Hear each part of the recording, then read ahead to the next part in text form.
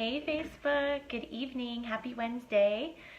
So I have been thinking about something and I wanted to hop on here real quick and just kind of share with you some things that I have been thinking about. I feel like the Lord's placed in my heart, things I've been seeing like in my devotions and things I've been reading about. And it all comes down to how we talk to ourselves.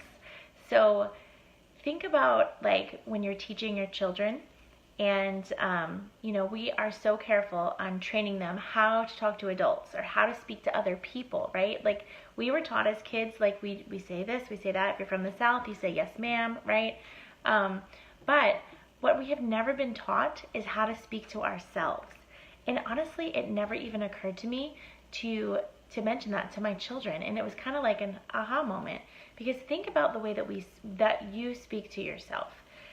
How you speak to you and what you say in your mind. Do you speak to other people that way? Probably not, unless you're constantly doing personal development maybe, or thinking on things that are true and lovely and good report like we should be.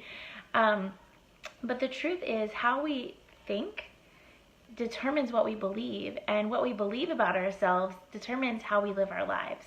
And I think so many people are stuck in a rut and feeling like they can't go on. They self-sabotage, even when good things come around. Hey guys, hey Courtney, hey Eric, good to see you guys.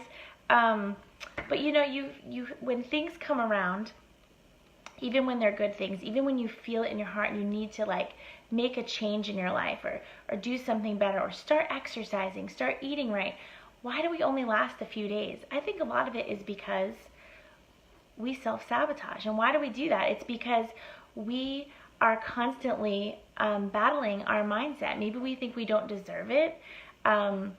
Maybe we think, I don't know. What do you think? Yes, Wendy, words have power for sure.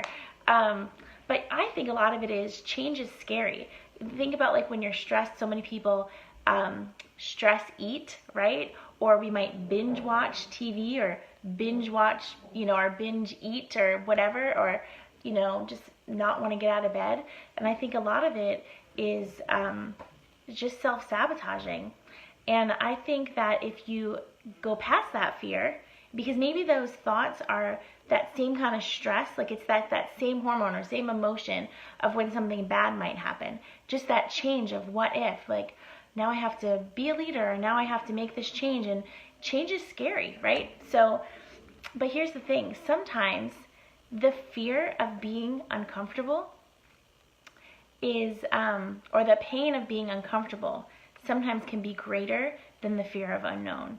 And I think that's when the magic happens, when you can push past that fear and that growth and that change, the fear of that, I think magical things can happen. And you have so much power all up here in your brain, and this is what stops you. So I want to encourage you, make a small change. Do something, start small. Start exercising, start eating right, read a book, and start applying what you read. Get in your Bible every morning. If you do that, I know little by little we can stop this self-sabotaging. We can start talking to ourselves the way that we should and make a change for the better. So I hope you guys have a good evening, and thank you for listening, and I will talk to you soon. Bye.